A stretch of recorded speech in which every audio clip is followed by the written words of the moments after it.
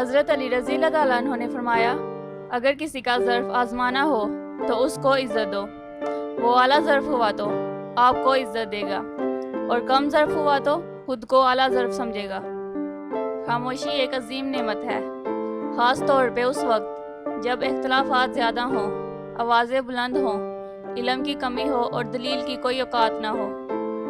رزق کے پیچھے اپنا ایمان خراب مت کرو، کیونکہ رزق انسان کو ایسے تلاش کرتا ہے جیسے مرنے والے کو موت۔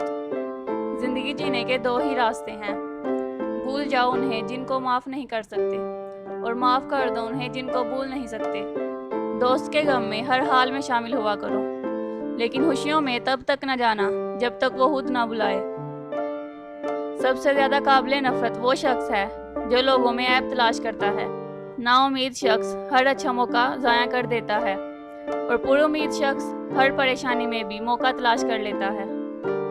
جب لوگ آپ کو اپنی اوقات دکھائیں تو آپ کو یقین کر لینا چاہیے کہ وہ ہی ان کی اصلی اوقات ہے۔